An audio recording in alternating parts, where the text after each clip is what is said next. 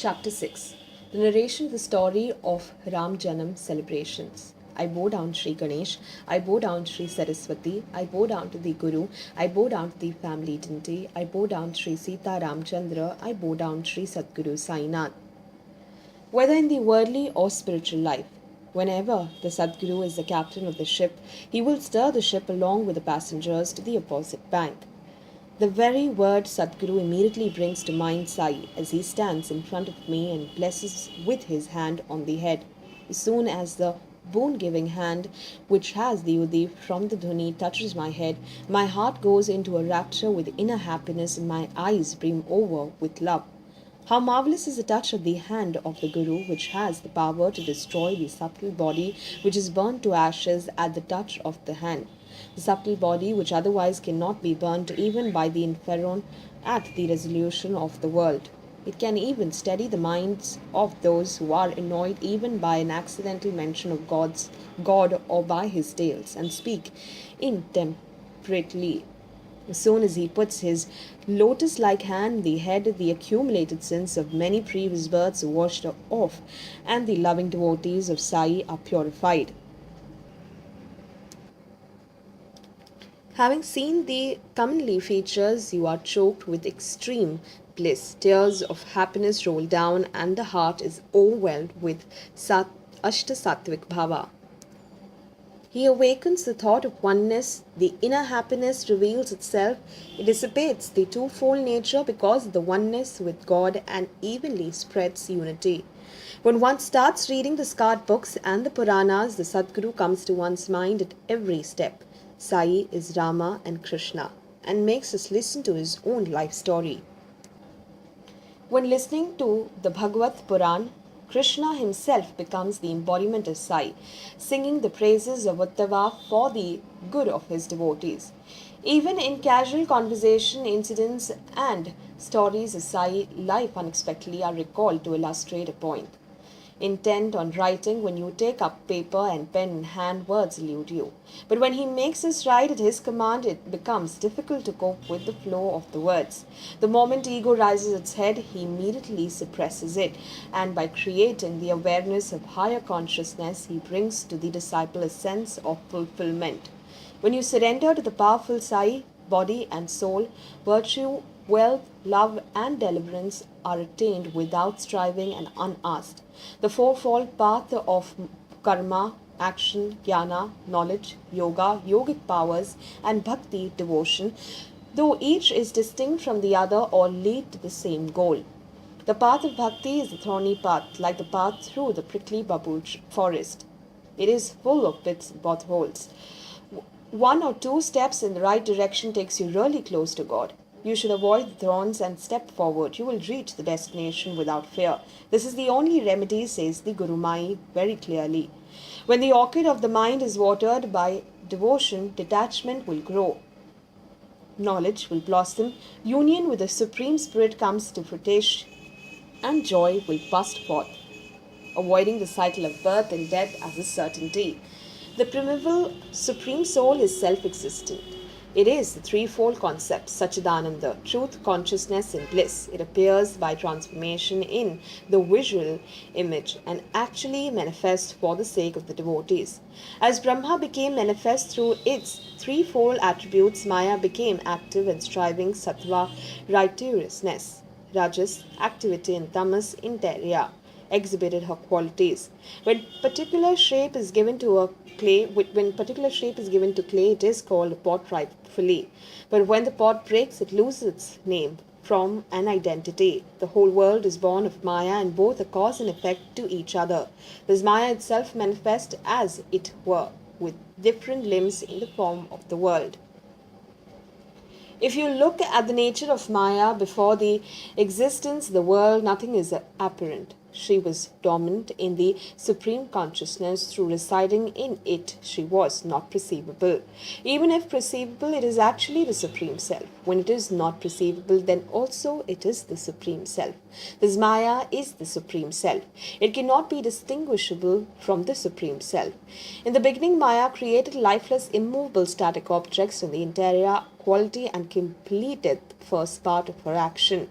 Afterwards, when the Supreme Self was conjoined with the Rajoguna of Maya. It revealed the mind of percipience of essential activities and endowed with the aspects of both. Later on, out of the Sattva-guna of Maya was created the intellect which, when combined with the divine bliss, the Supreme Self, completed the whole process of creation. Thus, Maya, susceptible to great modifications till she, motivated towards activity, does not create the things which are above mentioned, and the three gunas remain unmanifest. Maya cannot be apparent unless she performs actions according to three gunas. She can exist without appearance and practice non action, passivity. Maya is the creation of the Supreme Being, while the universe is the creation of Maya. All this is Brahma means that the world, Maya, and the Supreme Being are all united and one. Those who keenly desire and are intent on realizing this unity should refer to the Vedas and the Shrutis. The Vedas, Shastras, Shrutis, Smritis, teachers, and scriptures give us the knowledge and discriminating intellect and ultimate happiness. In the house of my devotees, food and clothing will never be lacking. This is an assurance given by Sri Sai, and the devotees were aware of this. Those who wholeheartedly worship me and lovingly always serve me, I look after their well being. This I know to be my motto. This is also the affirmation of the Bhagavad Gita. Sai says to accept this as universal truth. There will never be shortage of food and clothing, therefore do not hanker after them. One should seek honor at the door of God and should beg only from God. Ask only for His blessings, and worldly prestige should be left aside. Why are you satisfied by the honor given to you by society? And why are you infatuated by it? Rather seek through intense devotion to move your chosen dignity to compassion and to express your joy through copious streams of sattvic bhava. May you find joy in such striving. Let all the faculties be seized with such devotional urge, so that the passions of the senses may be transformed completely and sprout devotional worship. What desire will then remain? May such devotion be your constant preoccupation, leaving no relish for anything else. May the mind be engaged in constant chanting of my name, and let everything else be forgotten. Then there will be no thought of body, home, and wealth. The heart will be fixed on the infinite happiness. The mind will be balanced and serene, and it will find fulfillment in itself. A, a content mind is the surest sign of association with holy. How can a wandering mind be considered as being surrendered to God? Therefore, with full concentration, O listeners, listen to the explanation with faith. By listening to the Sai Satcharitla, let your mind be inclined towards devotion. Along with the narration, you will feel content. Your wayward mind will find peace. Agitation will disappear, and you will achieve happiness. Now we will go back to the earlier thread of the story about the renovation of the masjid and the kirtan about the birth of Ram. Let us proceed with the narration. Therefore, there was one devotee by the name of Gopalgun who had great devotion for Baba. He spent his time in ceaseless chanting of Baba's name. He had no children. Later, with Sai's blessings, he got his son. His mind was thus happy. So Gopalgun, though thought of holding a yatra or a hurus yearly in the Shirdi village, everybody would be joyous. Dada Khote, Madhav Rao and other leading devotees approved of this idea and began to make preparations. But for such annual festivals, there was a certain regulation. The permission of the district officer was required. When efforts were made to secure the permission, a perversive Kulkarni from the village went against them and put obstacles in the way. When the Kulkarni came in the way, look what was the result. The district officer issued an order that the yatra should not be held at Shirdi. But to hold this yatra in Shirdi was also Baba's wish, and he had commanded them to fulfill this along with his blessings. The villagers persevered and tried their uttermost. The authorities changed the earlier order and honor the wishes of the people. Since then, according to Baba's wish, the yatra takes place on Ram Navami. Tatya Kote looks after the arrangements and a large crowd gathers. On Ram Navami day, devotional singing and worship take place to accompany accompaniment of drums and other wind instruments. People flocked there from all four quarters in large numbers. Every year, two new flags are ceremoniously carried in procession and tied to the dome of the masjid and permanently fixed there. Out of the two, one would be Nimonkas and the other Damuannas. They are taken with pomp and procession and they fly high on the top of the dome. Now listen to the interesting account of how the celebration of Ram Navami originated from the Hurus, which is unusual, the pleasure and glory of Shirdi. Originating from the Hurus, Ram Navami was celebrated for the first time in Sheikh 1833 and since then it continues uninterruptedly to be held to this day. The famous Krishna Jogeshwar Bhishama was the originator of the idea of celebrating the birth of Ram, which he thought would be greatly beneficial for all. Till then, it was only the Hurus for which the people participated. Since that year, the beautiful festival of the birth of Ram took place. Once, as Bhishama was peacefully sitting in the Vada and Kaka was ready to leave for the masjid, along with the puja paraphernalia, in his heart, Kaka, was thinking of Sai Darshan and outwardly he was enthusiastic about the Hurus. Kaka had come a day earlier to Shirdi for the celebration. Considering it an opportune moment, Bhishama asked Kaka, "Would you give me help for a good cause that has inspired me?" Here, every year Hurus is held on the day which is also the birth of Ram. Therefore, this is a natural opportunity to hold the ceremony of the birth of Ram. Kaka liked the idea and asked Bhishama to obtain Baba's consent. It would depend on his wish. Then there would be no delay in the work. But for the celebration, there would have to be a kirtan. That was a problem, for where would one get a Haridas in a small village? That was the only question. Bhishama said, "I would be the kirtankar. You can accompany me on the harmonium." And Radhakrishna Bai would be prepared to make the Suntavada at the proper time. Come then, let's go to Baba. Any delay for a good cause possesses problems. A good cause accompanied by promptness will be executed efficiently. Come along, let us go and ask permission to perform the kirtan. So saying, they both arrived at the masjid at that time. No sooner had Kaka begun the worship, Baba on his own asked what was the discussion going on in the Vada, and Kaka could not think of any answer. Immediately Baba asked Bhishama the same question in a different way. "What has Bua to say?" asked Baba of him. Then Kaka remembered and disclosed the intentions. Baba liked the idea and it was decided to hold the celebrations. Next day, early in the morning, seeing that Baba had gone to the Lendi, a cradle was put in the courtyard with ceremonial preparation for the kirtan. The audience assembled. Later on, Baba returned in time. Bhishama got up. Kaka sat down at the harmonium. Then Baba said for Kaka, "Baba is calling you." Hearing this, Kaka got shocked. He could not understand what had happened. Later, let there not be a fisco. On hearing Baba's call, Kaka became scared. Why has Baba become so angry? Will the kirtan take place without any difficulty? He walked ahead, casting backward glances. He climbed up the steps with fear. His steps were very timid. Kaka was extremely worried. Baba asked him a question as to why the cradle was tied here, and having learnt in brief the story, the reason behind it, and the whole scheme, he was happy. Then from the niche he took a beautiful garland and put it round Kaka's neck and gave another for Bhishama. Having heard the question about the cradle, there was an anxiety all around. But when the garlands were put round the necks, everyone was at ease. Bhishama was a versatile man, well versed in narrating kathas. The kirtan was very enjoyable and all the listeners were very pleased. Baba too was very pleased. According to his consent, the festival had taken place along with bhajan, kirtan, etc. At the time of the birth of Ram, the red gulal powder that was thrown about went into Baba's eyes and Baba became enraged. He looked terrible like Narhari at the hour when Rama was born in the place of Kaushalya, in the palace of Kaushalya. The gulal was just an excuse.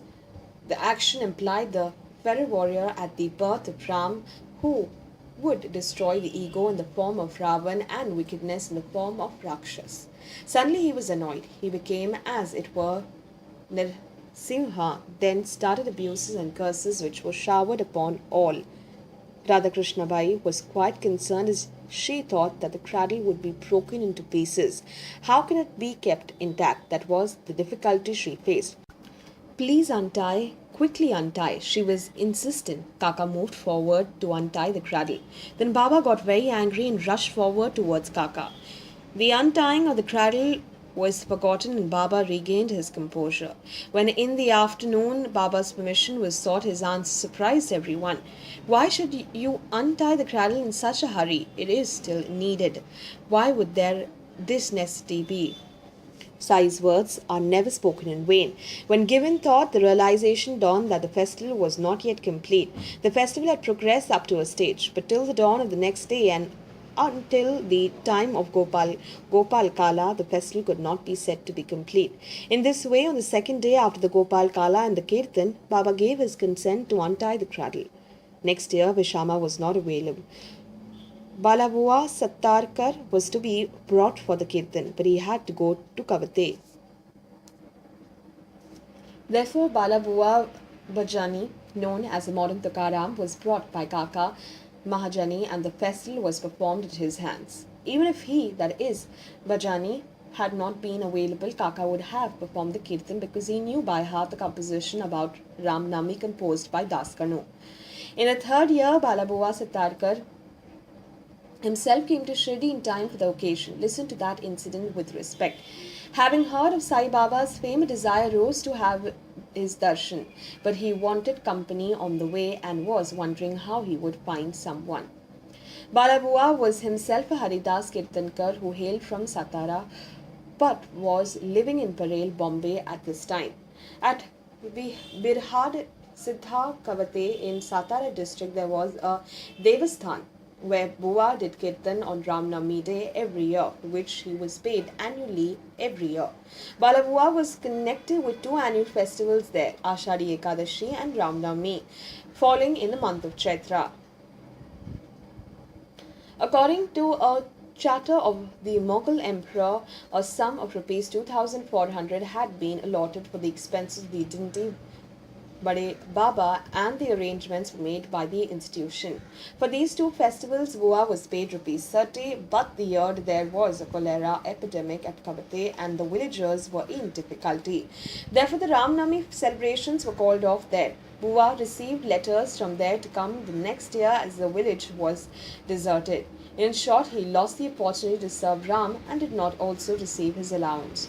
But it gave him an opportunity to go to Shirdi and therefore he met Dikshit. Dikshit was a great devotee of Baba. The desire to go to Shirdi would be fulfilled if he takes it upon himself and along with personal gain, spiritual benefits will be achieved. So he told Dikshit that as his yearly stipend was temporarily held back, he had thought of having Baba's darshan and performing the kirtan there. Bhau Sahib then replied that there was no certainty of payment. To give or not to give was in the hands of Baba, and even for the kirtan, permission would be required. While this conversation was going on, Kaka Mahajani came along unexpectedly and distributed Udi as prasad of Shirdi, as this was considered to be a good omen.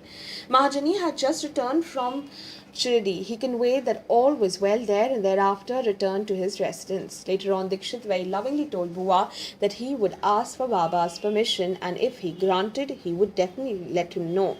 As soon as you receive the letter, come to Shirdi. Do not worry about the travelling expenses. You will not have to bear them. Have no doubts about it. Later, Dikshit preceded Balabua. Baba gave his permission. Balabua came to Shirdi and had darshan to his heart's content. Sai Baba got the elaborate festival of Ram Nami performed in his presence with great love at the hands of Balabua. Balabua was happy at heart. The objective had been fulfilled. Sai was also pleased, thus everyone's wishes were fulfilled. His expectations were more than fulfilled. Rupees 150 was ordered to be received by him. And Bua was extremely happy. Why shouldn't Balabua be happy when Baba gave as much earnings as he would have had in 5 years in Kavate for one festival? Thus he was in debt to Baba. Later on, when Das Ganu was once in Shirdi, Baba, on being so entreated, entrusted Das Kanu with the performance of the Kirtan at the festival every year. Since then till this day, the Janmashtav is celebrated with a lot of pomp and pageantry. Food is distributed to the heart's content, and the poor and downtrodden are happy. At the main gate of the Samadhi Mandir, accompanied by the music played by the traditional instruments like Changbada and Shanai, the chant of Baba's name resounds in the skies and the atmosphere is suffused with joy. Just as he had thought of the Yatra and the Hurus, Gopalgund was inspired in the same manner to give a new look to the old dilapidated masjid. As the devotee Gopalgund decided to renovate the masjid by his own hands, he got the stones ready. But the renovation work was not ordained for Gund. The occasion for this auspicious work arose later appropriately. It appears that Baba wished that the renovation should be done by Nana Chandorkar, and afterwards the paving of the floor should be done by Kaka Dikshit. Accordingly, it happened later on. In the beginning, they had got tired of asking for permission. Then they made Mahalsapati the mediator, and Baba gave his permission. So be it. When the paving of the floor of the masjid was completed in one night, then the next day itself Baba came and sat on the gadi. It was in the year 1911 that the Sabha Pandap was constructed. It was a difficult and Herculean task. It involved a lot of hazards and people trembled with fear. This work was also completed by the devotees working at night in the masjid was in the same way and under similar circumstances. In the night, the pillars would be erected with great difficulty, and in the morning, Baba would start uprooting them. Again, seizing the opportunity, they would be re erected. Thus, everybody got exhausted. Everyone girded up their lines, turned night into day to fulfill their objective, undergoing a lot of exertion. Dikshit thought that the site was proper place to construct the Sabha Mandap, where there were earlier an open ground and a small playground. Putting in as much money as was needed for iron columns and angle brackets, the work was finished. As when Baba was at the Chavdi, the devotees would turn night into day and erect the pillars with much effort. But as soon as Baba returned from the Chavdi, they would pull them out. He would pull them out. Highly incensed, on one occasion, Baba caught Tatya by his neck with one hand, with the other shook a pillar and tried to uproot it. He loosened it by shaking it, removed the headgear of Tatya, kindled it by lighting a matchstick, and threw it into the pit with anger. At that time his eyes looked like fireballs. Who would dare to look straight into them? Everyone had lost their courage. Immediately he put his hand in his pocket, took out a rupee and threw it there as if to mark an auspicious moment. Curses and abuses were showered. Tatya was also very scared at heart. It seemed a very difficult situation. How had it all happened? All the onlookers were surprised and distressed. What is this barrow mean today? How can this difficulty which has befallen Tatya be warded off? Baguji Shinde took courage and cautiously moved forward. He also fell an easy prey and was given a sound beating by Baba. Madhav Rao was also caught by him and received a shower of brickbats. Whoever dared to intervene was similarly favored by Baba. Who would venture to go before Baba, and how could Tatya be rescued? As they were talking like this, Baba's anger subsided and he calmed down. Promptly a shopkeeper was called and a zari bordered headgear was ordered. He himself tied it around Tatya's head like a Raja who bestows a mark of favour. People wondered and did not know the reason for the anger and this act in Tatya, and the reason for Baba making this halabalu. What was the reason for getting angry and in the next few moments turning into a pleasant mood? The root cause could not be known by anyone. Sometimes he was calm and talked lovingly. Sometimes for no apparent reason, in the twinkling of an eye, he would be agitated unexpectedly. So be it. Such are the stories of Baba. As I relate one, I recall another. Which should I narrate, and which withhold? The tendency to diversify is not proper. I have no preferences and make no choices. Whichever story is appropriate for the occasion will fulfill the desires of the listeners and fill their hearts with joy. In the next chapter, listen to the tales gathered from the old people, whether Baba was a Hindu or a Muslim. I share I shall repeat what I have heard as best as I can. How the money collected as Dakshina was utilized for renovation of old temples and how he mortified his flesh through Dhuptipoti and Khand Yoga. How he toiled for the benefit of others and warded off the difficulties of his devotees will be clarified in the next chapter. The listeners will be pleased. May there be well-being. This is the end of the sixth chapter, the narration of the story of Ram Janam celebration of Sri Sai Samartha Satchaitra, written by the devotee Hemad Pant, implied by saints and virtuous people. This is offered to Sri Sadguru Sainath. May there be auspiciousness.